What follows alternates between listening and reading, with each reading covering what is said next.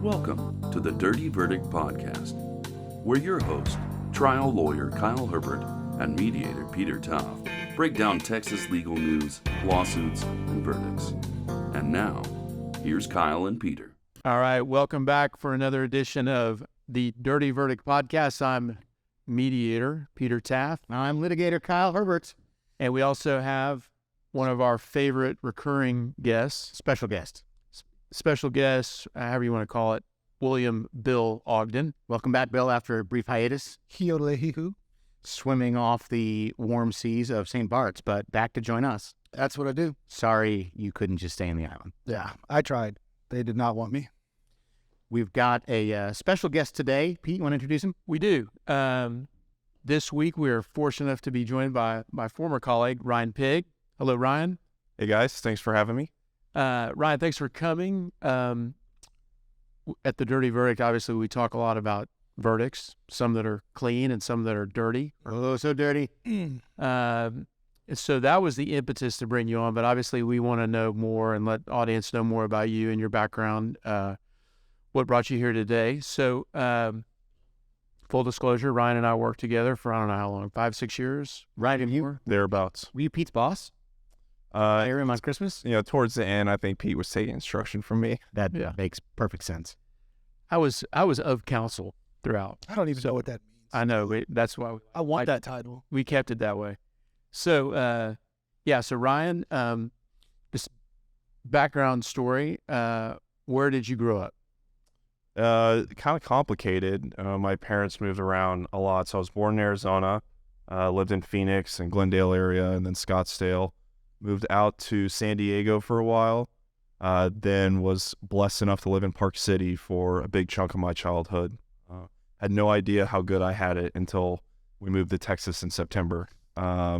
So moved to Texas in 9th grade, grew up around the Woodlands, got accepted to Baylor, went there for undergrad, came down here for law school at UH, and have been here ever since. Military family dragging you all around the country, or? Bankers. Same thing. Whoa, even worse. So Criminals. Yeah, so Glendale, San Diego, Park City. So what's next? Santa Barbara? No, the Woodlands. The Woodlands. Which is a very fine community. That's a harsh toke. Yeah, so what grades was that at the Woodlands? Woodlands would have been high school, into middle school, beginning of high school. Did your parents try to sell the Woodlands to you? Like, you're never gonna. There's trees everywhere. Yeah, they did. They absolutely did, because they knew, and I didn't, how big of a transition it was going to be going from Park City, which for those who haven't been is one of the most beautiful, wonderful places in the country, maybe the world, to the Woodlands. And they said, oh, it's this small niche community, and It is. there's a lot of kids there. True. And you're going to love it. It's really pretty, just like Park City. And some of those things were similar. And I will say this, that when we moved there, the Woodlands was a lot different than it is now. Now it's just a full-blown, typical Texas suburb. Back then it was a kind of smaller community. Would you say it was a niche community full of children that looks kind of like Park City? In certain ways, yeah. So we have actually been in contact with the Woodlands Chamber of Commerce, and they are going to actually use you in some upcoming commercials. So if you could just memorize that, it's going to be great. They're going to love you. Clip that. Yeah, we'll clip that. A niche community. Niche community. So so following that trajectory, you go the Woodlands and then to Waco.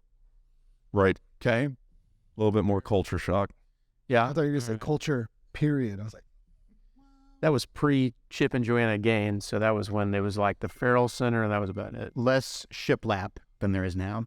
I think you mean oversight. Really, our class brought forth a lot of improvement to Waco. All the good stuff that people enjoy now did not exist when I went to Baylor, but was starting to get built right as I was leaving. So I love Baylor. I love Waco. It's a great time. We'll move right along then. I'm making eyes with Kyle, just trying to keep him to not make. We're not going to make any Baylor jokes out of respect for our guest and John Eddie Williams, who we've invited to be a sponsor. Bear down. It's a matter of time. True. The law school, what was that? John Eddie and who else? Wayne Rio, or it's like all the... I know it's John Eddie Williams, but wait, he's also the Isn't he the football field or something? Could be a football field. John McClain Stadium at Drayton McClain. Yeah, I don't know. Anyways, yeah. I've never been there, actually. I haven't been to the new stadium since they built it. I've been a couple times. It's nice. I bet. I'll agree with Ryan. Waco is 100% different than it was when we were going there to visit football and basketball games. And Thanks to Chip and Joanna. it's true. It's actually pretty good. I mean, it's worth a visit. Yeah. The toilet-shaped stadium is pretty nice. Is that what they say? Yeah, from an aerial view, it's like straight up toilet. Yeah. Okay. Well, moving past Waco, so U of H, and then first job out of law school was where? I worked at a firm in Memorial called Smith & Carr, which was a workers' comp defense firm.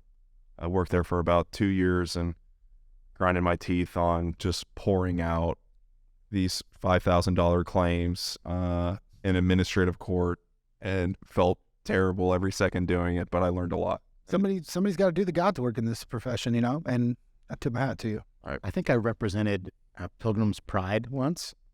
I did defense work for about 15 minutes, and it was like, What's a hand worth? Usually it was that kind of no. They would not have entrusted me with anything so significant as a real injury. Like I dealt with, like, he put his hands in the bleached chicken cleaner and then touched his face, and now he has a chemical burn. And we tried to give him Neosporin, but he didn't want the Neosporin. So it was just, the only thing I hated worse than that job was myself for taking that job. It was a hellscape. It was a nightmare. Yeah, I was going to save Ryan the opportunity of bashing that prior work, because I figured you guys would probably pick up the slack on that for him. We're here to serve. Yeah, it's a two-sided coin. I mean, I really disliked the work, but it gave me an attention to detail from the defense side that really carried over into what I still do today, doing PI, looking at medical records, thinking about how they evaluate injuries, how they evaluate impairment, how to spice things up for the adjuster. All of that kind of sort of learned, at least in elementary stages, doing comp work. And then they'd be little mini trials right there in front of an ALJ, but you're trying some type of issue. That was the other great thing as a young lawyer. You have kangaroo court. There's no rules of evidence. It's an administrative judge, so everything's a bench trial, and it allowed me to go down there and just try whatever I wanted, whatever gimmicky thing I could Google or see on YouTube. I'm like, oh yeah, I'll try that, because the downside was losing an $8,000 claim. The partners were pretty tight on, I couldn't work on anything that had the potential of having a greater than 15% impairment rating, because that's when subsequent injury benefits kick in, which can lead for the rest of the person's life, or any kind of monetary value above $10,000. And they said, here's all those files. Go down to Weslaco, go to El Paso, go to Uvalde, all the places we don't want to go, and give them hell. That's exactly what I did. What year did you start? I graduated 2013, so I would have started around then. So what'd you do next? About a year and a half in, there was a case, and I'll never forget it. Again, I was pouring out these small claims, and a old woman had tripped in a parking lot, leaving her work, and had this horrible ankle injury, really complicated. I don't remember the exact details, but I just remember it being complicated. And she had this really interesting medical chronology. She just kept missing appointments, and that was going to be my whole case of, look, if you're really that hurt and you want all benefits, you're not at maximum medical improvement, well then why is it you can't even make it to the doctor, right? So I showed up being young, hot shot, thinking I've got something on her, and I start crossing her, and I break the number one rule as a lawyer. I asked a question I don't know answer to, and I asked her, well, what about these appointments? Why'd you miss? And she said, I'm your grandmother, Ryan Pigg. Why are you so mean to me? No, it was much worse than that. I wish that's what she said. She said, my son committed suicide, and I just haven't been able to recover. And immediately after the fact, I was dealing with his funeral and making arrangements. It was just the most soul-wrenching, awful thing that I had ever heard. And I remember sitting in my car. I was in Weslaco. Remember everything about this. And I said, I know that subject matter-wise, this is what I want to do, PI, that I feel like I'm good at it and I want to get better, but my heart is not in what I'm doing. And that's started a 6 to 8 month journey of meeting new people, having new friends, and eventually reconnecting with Andrew Dow, who was a year ahead of me at UH and was currently working at Buzbee. And I'd seen some of the stuff he was doing on Instagram. And I messaged him. I said, hey, man, I know we're not close. We're not super good buddies, but I see what you're doing and I'm jealous. And if there's any way you could get me a spot in front of your boss for 10 minutes, I think I could really impress him. And I want to be doing what you're doing. He's a great guy. And yeah, Andrew's awesome. And we worked very well together for the entire time that he was at the firm. And the next day he called me, and I was just getting back from Midland, and he said, Tony wants to meet with you at 5:30, be here. And I said, okay, I guess I'll be there. And he gave me that 10 minutes, and I guess I impressed Tony, and he took me on, and I've been there ever since. And this month is actually my 8th year at the firm. So. Wow, congratulations. And it was longer than 10 minutes because I was I was there. I was there. It was quite a show. What was your pitch? My pitch was just no. Are we allowed to cuss on them? Fuck yeah. It's a dirty word. Fine. Okay. There you go. We'll stick the E next to it. It's all good. Yeah, I know we were talking about sponsors and stuff. I just didn't want to jam y'all up. Hold on. We're not, our sponsorship with the Baylor Athletic Department has not come through yet. No, we're still good. All right, fuck it. Or do we want to be good? Or yeah, it's up to you. I'm tripping balls right now. We can get Miami Hurricanes. We're fine. Very good. Yeah. So my pitch was pretty simple. Peter, correct me if I'm wrong because you were there. I basically no bullshit. I said I want to make more money.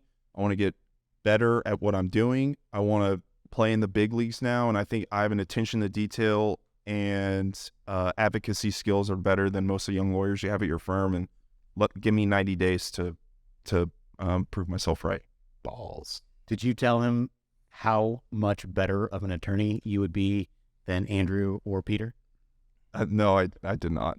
I would have. Next time. Definitely. He passed the test. To answer the previous question, though, and I won't get into all the details, there was a sombrero and a lot of yelling involved in my interview. So I'll leave that open to interpretation. Peter, what memories do you have? I mean, that was 10 years ago. What memories do you have? I had nothing to do with the yelling or the sombrero. I'll tell you. Exactly what I would say if I did have, and if it was my idea, Yeah. I just didn't carry it out. Yeah. I think Tony having a military background is the equivalent of like shooting off a lot of like ammo and fireworks to see how he does under pressure. Was kind of what his thought process was on what he wanted to see, like how Ryan would react to some hijinks. And Ryan kept pretty much the same demeanor he's exuded in the last 15 minutes, and so passed the test. You're pretty calm. Try to stay calm. It makes me Focus. uncomfortable It is weird. because I don't have the ability to control it. I can't stop talking. Yeah, we're two in the same. It is interesting to see how some people react to that show and that test. It's a Buzbee show. Yeah. Obviously, Ryan handled it the correct way. So what kind of stuff did you start handling over there? It was complete trial by fire for me. I immediately launched into a trial that was already going. We call it Ortega #1 at the firm. Had no clue what was going on, but just tried to find ways to help. Like, hey, Tony needs a coffee. I'll go get him a coffee. Tony needs a Redwell. I'll hand him the Redwell. Just whatever I could do to provide some help. Then 2 months after that, I guess I was called third chair. I don't know like what all that means, but third chair for the Cuevas trial, which was a plant explosion involving, I think there was 8 plaintiffs, one of which had 70% third-degree burns. And back in 2015, that case actually set the verdict record, which has now been broken. But it was a planning company. We had settled with everyone else. The planning company that put together the schedule for the turnaround. And our theory was that they kind of put the cart before the horse, didn't do the cleaning and clearing of the pipes and insulation when it was supposed to happen, and that led to our guys getting burned up real bad. So What was the verdict?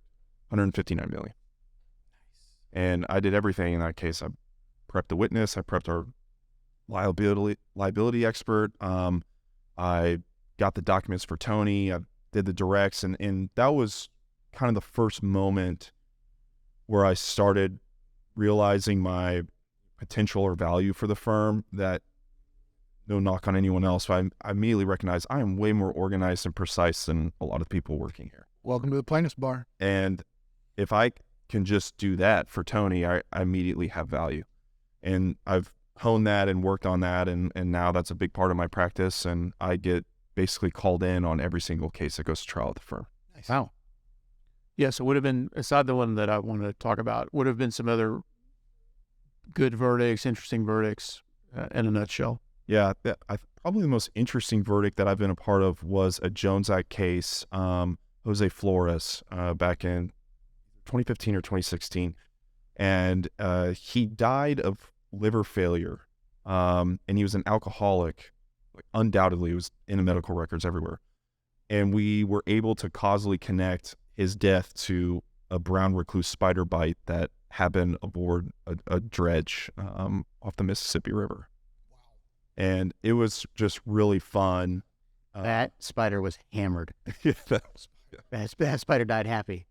it was fun being able to show how the brown recluse creates this nasty open wound. They don't let him get treatment because they're focused on the work, not sending this guy to the hospital. The spider bite killed him.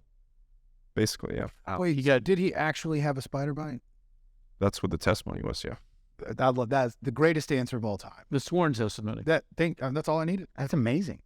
It was the logical link was spider bite, MRSA, cancer, and there is documentation. MRSA, shitload of antibiotics, and he doesn't have health insurance, so what he would do is he would get these abscesses and tumors all over his body due to MRSA. He'd have to go in the emergency room because he was on death's doorstep, and they would just load his body full of antibiotics. And we hired a pathologist to explain that when you do that, when you have that sudden huge surge of antibiotics, that it can damage your liver tissue. Sure. So we argued that he already had a damaged liver, he, like the eggshell plaintiff, right? Damaged liver, and under the Jones Act standard, we only have to show that the negligence contributed in any way or part to ultimately his death. So we said, if you believe he damaged, or that the MRSA damaged his liver even 1% due to the antibiotics, you have to find L.W. Madison liable. Sure he did. L.W. Madison was the dredge company. It was. Yeah. And we tried that case down in Starr County, which was a story in and of itself. For those who've tried a case down there, it's crazy town. And it was a lot of fun. I think that was $42 million. Jeez. I've had one or two cases with methicillin-resistant Staph aureus, and you see that on a person's medical records, like, be prepared for tragedy. It is nasty, nasty stuff. It's awful. I mean, one of the doctors explained how he got an abscess on his psoas muscle. I may be saying that wrong, but it's basically in your hip joint area. And they had to use a needle like 5 or 6 inches long with a huge gauge and just stick it into him to remove all the pus and stuff.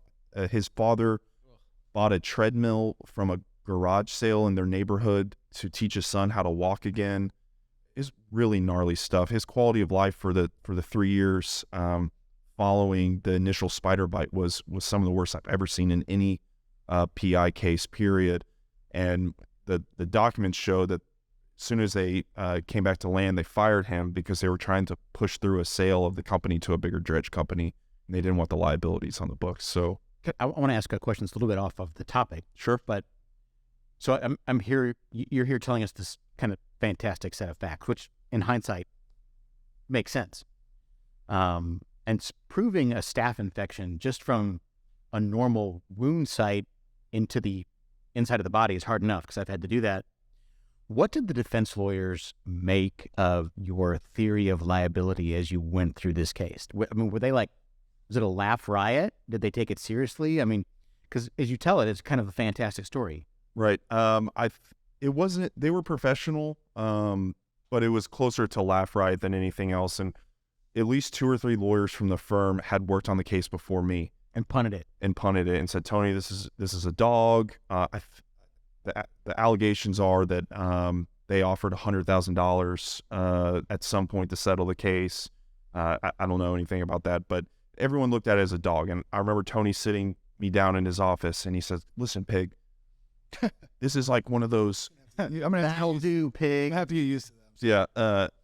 this is like one of those mazes when you're a kid and there's a piece of cheese in the middle and we're the rat. And he's like, I need you to steer the fucking rat into the piece of cheese. And I know for a fact that those drugs killed this guy. I know for a fact. And now I just need you to find an expert to say it. And through the documents and discovery and depositions, we were able to prove that.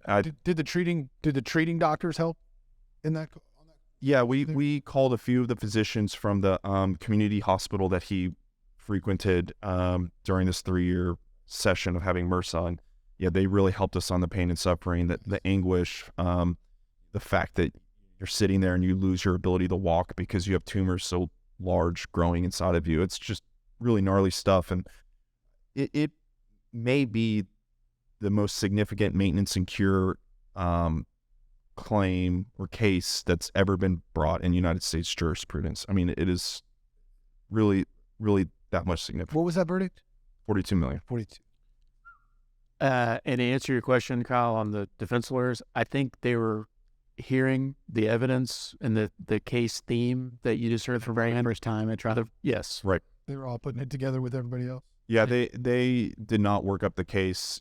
Our side didn't really work up the case, and their side didn't work up the case, and we worked it up at the very end, and the judge, allowed us to do everything without giving them a continuance, and they tried to pivot and react, but it wasn't very persuasive. It's not the optimal way to go, but there is. Hey, when it worked. The fan. Sometimes it's good to not know what cards you have in your deck, because then you don't accidentally tell the other side about them. Like I wouldn't recommend that your benign neglect drives your litigation strategy, but it does happen that way sometimes. Yeah, so that was a good one. Any others before we jump into the most recent one? I think that's by far my most interesting. Yeah, for sure. That's the one that comes up a lot. I mean, I hear that from other lawyers. Oh, the spider bite case. And they would always say, it wasn't a spider bite, it was MRSA. Because the MRSA was what caused it, not the spider bite. Okay, so the one, obviously glad to have you talk about all kinds of things, but the one, since Kyle and I and Bill like to talk about verdicts too, I think Tony Buzbee and Chris Levitt just had a first-party insurance verdict down in Judge Cox's court down in Galveston. Is that right? We did, yeah. All right, so that just to set the table, which weather event was it that caused this? It was a Harvey storm. Okay, so Harvey storm, your client's name was? Menchaca. And the Menchaca family suffered what, windstorm, hail, flooding, what kind of damage? It was a mixture of flood and wind, much like everyone else that experienced Harvey, mostly flood. And so you or someone makes a claim on behalf of the Menchaca family to their flood insurer? Yeah, so the timeline here, and I want to put an asterisk next to all this.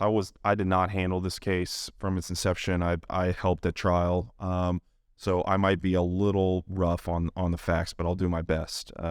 He basically filed his claim following the event. Adjuster comes out, says, I didn't hear you. Are you allowed to tell us? It's public. Yeah, it's Homeowners Insurance of America. Okay. Adjuster comes out, says, what was his thing? He said, I'll bend the rules, but I won't break them. That's what he kept telling the client. I'll bend the rules, but I won't break them. I'll bend the rules, but I won't break them. And he's like, our client's like, what the fuck is this guy talking about? Like, got this wood beam broken, my fence got knocked over, all this stuff. I was trying to show him, but the adjuster kind of brushed him off and just went through and left in 10 or 15 minutes. That was his testimony. And they don't deny the claim, but they basically say, well, your deductible is X amount and we're only willing to pay this amount. So, King's X, you don't get anything. The amount they were willing to pay was less than the deductible. Right. Meaning? They basically zeroed him. Okay. So he gets upset. He kind of sits on it for a while, and then eventually he signs up with a law firm that then referred the case to us. And who's that? So we can get all your referrals. We had a batch of them that were 700, 800 claims, and this was the very last one. And I'm going to footnote this because I'm going to get back to it. I have a conspiracy theory about all this. This is the very last one. They decided to fuck with us on this one. And they're basically... We should maybe take back that he's allowed to use profanity. Well, you have 5, I think, and you probably used 3 or 4. Oh, there's rules. Yeah. Can't say the C word Look, this isn't Waco. unless you use an Australian accent. This isn't Waco or Vietnam. You can't do whatever you want. Yeah, I mean, you all gave me the green light, so I didn't know that there was a limiter. But You get 2 fucks, 1 shit, 3 dicks. yes, So the Keep it count. but on the conspiracy, I mean, I interrupted you. Conspiracy, you would think if they'd wanted to mess with you, It would have been up front. they would deny the first one and make you fight that one out, and then you ditch all the subsequent ones. no. So why do you think that the waiting to the end was the grand scheme? I think it was a combination of who our referral lawyer was, who I'm not going to say, the fact that he was Hispanic, and the fact that we are in traditionally what most would consider a conservative county. What, Galveston? Oh, well, post Harvey. Traditionally Post- conservative in yeah. the last. And I mean, it did definitely changed after Ike. I believe this case got starred or pegged or put on someone's wall at this particular insurance company's headquarters. And they said, I don't care what happens, that's a case that we're going to try.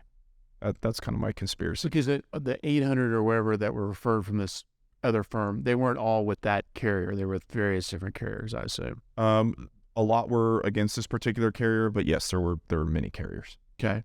So this is the only one left. And I guess do you go through the blocking and tackling of a first party case has some different special rules that we'll dispense with. Ultimately, your firm files a lawsuit against this carrier for what insurance code violations for improperly denying, adjusting the claim. Right. Bad faith, all that typical first party jargon. The appraisal went through in our guy's favor. It was like $13,000. That's the kind of claim that we're dealing with. There's a big fight about the appraisal, right? Wasn't there a fight about that part of it before? Not really. They paid the appraisal. So the kicker in this case, which made it so unique, was they just didn't give up. Like they paid the appraisal, but then they turned around and said, well, you were really dilatory in giving us documents and following the policy. You didn't follow the policy in XYZ ways, so we're going to file a deck action against you and say you failed to follow your policy and you owe us attorney's fees. So we paid So there's a handful of people listen to this that aren't lawyers or don't do first party work. Okay. You bring a suit. Right. There's an appraisal process. Initially establishes at least the first layer of damages. They then bring a claim against their own insured for attorney's fees. Correct. Because they say, okay, the appraisal is kind of an outside the short deal. It's basically like what kind of an arbitration-ish kind of thing. Right. To set the damages. They agree to pay that. So we did the first part wrong. We'll pay that, but we're cranky with our own client or Not co-op. insured Right. or uninsured. You were so dilatory. You made us work so hard to get to this point. We're going to sue you, and you have to pay our attorney's fees, which are, oh, by the way, are $75,000. And tell us a little bit about your client. What was he? Wealthy, rich and famous entertainer? guy had extra $75,000 laying around to pay some dirtbag insurance company. He did not. He was In addition to the premiums he'd already paid. And deductible. he was Soon to be. it was a really neat name, like a hydro technician in the Army, and did multiple tours, and then started working in the plants down in League City, Pasadena, etc., doing basically water filtration for plants. That was like his jam, water filtration. Awesome guy. Took care of his kids, his grandkids, and his parents all in this house that's at dispute. I mean, really just one of the best plaintiffs you could ever ask for. The house still isn't fixed. House still isn't Just fixed. living in what they can. He basically put together what he could and did rudimentary repairs to make it livable. And then Tarps. A lot of tarps. Okay, so they've got a declaratory judgment action asking the court to award them attorney's fees from your client to the tune of $75,000. Did they file that in federal court? no, it was in state court. It was a counterclaim to your Oh, underlying. Right. And then so is that the issue that's steaming ahead to be tried? Just whether or not he was dilatory or quick enough to So provide the documents? Is that the only issue for that's the issue that we did try. who's So- your judge? Judge Cox. Good judge. He's a very good judge. And so, again, this is a kind of similar to the spider bite case. I'm guessing Tony was not super involved, and there's nothing wrong with that. That's what a lot of firms structure. The guy that comes in that's going to be the lead trial lawyer comes in late, but that's how it happened here, I assume. Yeah, so Chris Levitt originally was just going to handle it on his own because it's a smaller claim. We anticipated it only take a day or two to try it. I offered to Chris, hey man, I'll help you at least with the pretrial, so you're not having to think about all of that. I have a propensity to, when I see one of our people at the firm getting into a fist fight, I want to get in the fist fight too and help. Are you allowed to tell us what firm defended the case? I think so. Yeah, it's all public. It's public. Yeah. So it was Ron Hornback, and I believe he has his own firm in Kingwood. And he is, according to my buddies that do first party, like that's like his thing. He does a lot of these cases. So I'm helping Chris, and at some point we have a conversation with Tony and give him a 30,000 foot level of the facts, like I just did for y'all. Basically, we've got a Army veteran who won the appraisal, gave them everything he had, the few pictures and documents and shit that they were asking for. And they turn around and sue him because it apparently took too long. And it just, Tony could not wrap his mind around it. He's like, I don't understand. They're suing him because he was too slow to comply with this policy. If he didn't comply with the policy, then why did they pay him? Yep. Right? That's their ultimate King's X of, if you don't comply with the policy, then the person doesn't get paid. What was their answer to that? They never had an answer. And that was our entire theme, was they're just punishing him. He's a little guy and they're trying to squash him. And if they had such a problem with him not complying with the policy, then all they had to do was not pay him. Say, you didn't comply with X, Y, and Z, you don't get paid. Easy enough. That's why I hate insurance companies. And you could tell in the first 10 minutes of Tony's opening, the jurors just looking at each other like this, being like, So you guys, you're aligned as a defendant. yes. Yeah, we were the defendant in the case. Wow. That's awesome. And so, how many days was it tried? It was 4 or 5 days. And what did the jury charge look like? Was he dilatory, or what were the questions? Yeah, it was, did he comply with the policy? They wanted the full money of everything litigated. You know, was the damage proximately caused by the storm, like all this stuff. And I said, no, Judge, it's did he comply with the policy? And then the factors under the declaratory judgment statute, which I can't remember off the top of my head right now, but, you know, are these sought in good faith? Are they the prevailing party? Equitable and just, etc. Were there lines for you to get attorney's fees? Yeah. They found that you were right. That's correct. So under declaratory judgment, it's both ways. So the person filing it can get attorney's fees, but if the other party prevails, it's a two-way street, so they can seek fees under your deck action. And that's exactly what we did. Tony put on evidence of his 1 week of time in trial was worth $300,000, $400 something thousand. It's kind of a discount. And that we want to be tight about this and say, look, we're not looking to win the farm here. We only want to be compensated for what they've created. They made this man come down here and try this case because they're being greedy. So we only want to be compensated for the time that it took to deal with this. And the jury gave us, I think, $350,000 in attorney's fees, and they awarded $100,000 or $150,000 in mental anguish damages. What was the precedent, or what was the underlying claim for the mental anguish? Yeah, it's for the bad faith, I believe, the conduct outside the policy that they committed by filing the deck action by basically harassing him. Has it been reduced to a judgment? Not yet. We're arguing that next week. Yeah, It's been on file for a while. So does pretrial interest count on a case like that? it does. I don't know what the calculation is, but I seem to remember doing the math right after we got the verdict, and it was $700,000, $800,000 all in. But these lawyers weren't in-house.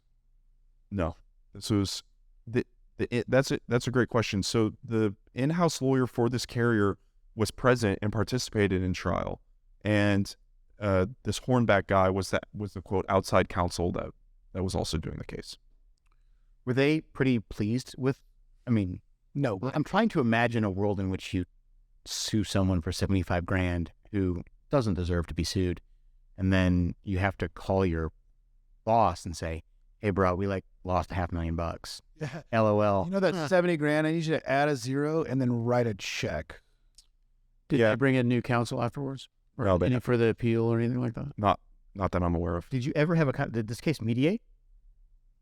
No, and that was a big part of the case. Is there were moments where we just offered, hey, mutual walkaway. We'll drop our counterclaims of bad faith and all that stuff. If just give this man the appraisal money and we're just done. And they're like, nope, we want our attorney's fees paid. We want our attorney's fees paid.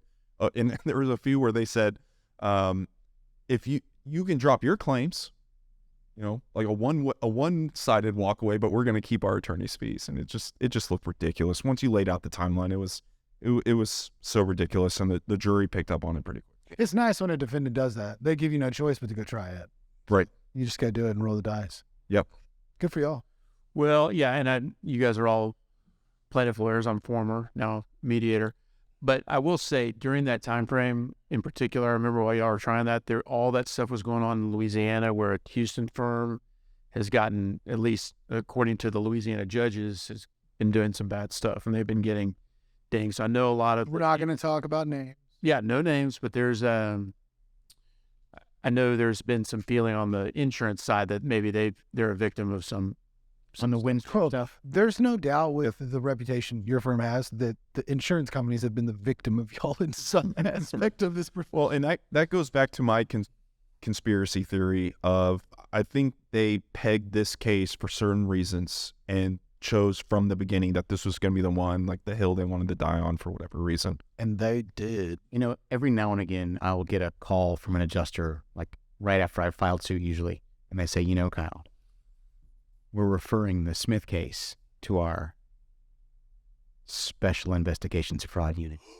And then I go, Not the Special Investigations Fraud Unit. and then I say, will you put me on double secret probation or triple secret probation? And they go, Kyle, this is no laughing matter. And I go, can I just non-suit it right now and call it even? And they're like, I don't know, Kyle, we're going to keep investigating you. And I go, let's do it. Let's see what happens. When you have those calls and they make something, I've had some empty threats like that. I always say a couple of different things to make them angry. Like I'll say blink twice if you agree with me. Knowing that we're on the phone, and they're just like, It is so funny, and I don't mean to steal it's not really stealing your thunders. Adding to it is that these insurance companies believe themselves to be monolithic. yeah, Dad. And the reality is, it feels great to stand up for the little guy when these insurance companies are, right? They say insane things.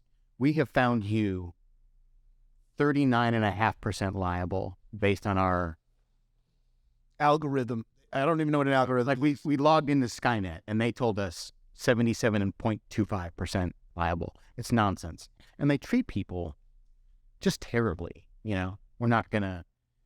We love that you paid all those premiums and we will process your claim, but not until we sue you for our fees to have to do the job you hired us for. Well, congratulations. That's fantastic. Yeah, I love hearing stories like that, especially when you have a claim that's worth that, and then they wanted to, fuck around and find out, and then now they're writing that check. It was a nice small example of why a lot of us get into this business of small guy getting picked on, didn't really do anything wrong other than maybe be slow or didn't keep documents very well, and we got to help out a good person and just absolutely punk an insurance company. Were you there when the jury came back? Yes. Did you talk to the jury afterwards? I talked to one or two of them. And what was their general consensus? They Aligned with what they put in their verdict form? They just could not conceptually understand why the insurance company did what the insurance company did. They said what it feels like they're trying to do is this intimidation thing where if you file a claim, Never bring any claims. you're on some kind of notice that if I don't do everything perfectly, I'm going to have to pay for their lawyers. That was the general sentiment of the jurors. They said this just felt like fear tactics or scare tactics. Yeah. Okay. Well, moving on from that, and then and we'll kind of wind it up, but I know you are involved with Tony Buzbee on a pretty interesting case out in California, actually a criminal law matter. I am. And that's pending, so we want you to be obviously careful about it, but it's been reported. So just, you don't even have to give your client's name, but what's the general overview of the case and what's the status? So, general overview of the case, it's a horrific tragedy. Two young boys, 11 and 8, were struck by a vehicle in a road and sadly passed away. And our client has been charged with implied malice murder, which for Texas folks, that's basically somewhere between intentional murder and gross negligence, if you conceptually think of it that way. And we have been putting together the case. We have 17 experts designated.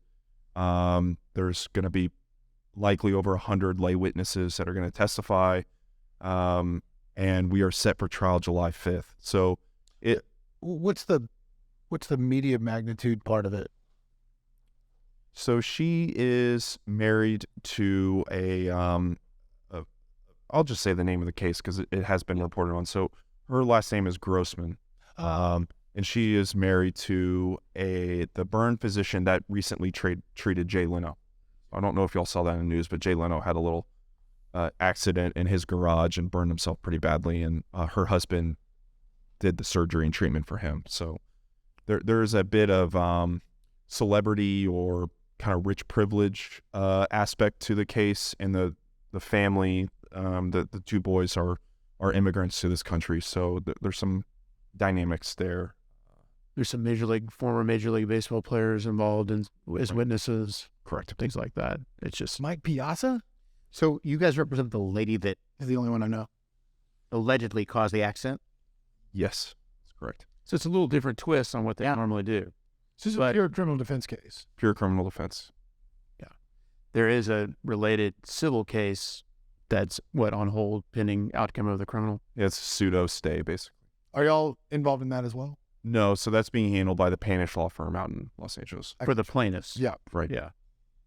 So, well, that will be interesting. I suspect it's going to go on the 5th. Every judge likes to set cases on July 5th because somehow, for some reason, they settle. Everything settles on July 3rd. Or July 3rd. Yeah, exactly. Well, what's interesting about that is the state has been barking for some time now that, Judge, we're ready, let's go, we don't want any more delays. And now that we've disclosed everything and shown some of our cards, all of a sudden they're in writing saying we may need to seek a continuance, we need to designate new experts. Just, can you give us a sense of what the case is about, other than a obvious collision between a couple of, are they pedestrians? Or? Yeah. Right. So pedestrians, and again, I have to be careful here because I don't want to. Right. If you don't want to any questions. Yeah, pedestrians crossing a street, two boys that were hit by a vehicle, and the state is alleging that our client's vehicle is the one that struck them and killed them. You just gotta, is it just like an aggressive prosecutor or? Very aggressive. Okay. I think if this were somewhere else, that the charges would not be what they are. That's all I will ask. Kyle will probably ask more that you won't want to answer. So what's your trial strategy? How you gonna do your- The secret witness. Did you order Code Red? Who ordered it? Well, that'll be interesting, Ryan. And we will obviously probably be hearing about it come July 3rd or whenever. Yeah, I was gonna ask, do you know if it's gonna be streamed? There's been media at every hearing Okay. and some protesters and things like that. So I imagine there will be some kind of coverage of the trial itself. It's an odd thing to protest. Okay. Do you think Tony will do anything to maybe make it more TV friendly? Nah, Yeah, I can't. not his jam. I can't imagine him showing any personality or doing anything extra, as the kids say. I'll say you and him are like a spitting image of each other. Very similar. I would. He's a sizzling media darling, and so are you. Yeah. If it's not streamed after day 1, then on day 2 it will. I figured so much. Yeah. Well, that'll probably be the end of our first section. Thanks so much for coming out. Yeah, really enjoyed it. Well, Yeah. hopefully you can stick around. We can talk some more, but super interesting stuff. Ryan, thanks so much. Yeah, thank you, Ryan. We'll break with this episode. Thanks for joining us. And if you've enjoyed this, share, subscribe, download. God, you're such a deep. Tweet. Internet change. Twitter it. Tweet it. Yeah, we got a website. We got all kinds of stuff.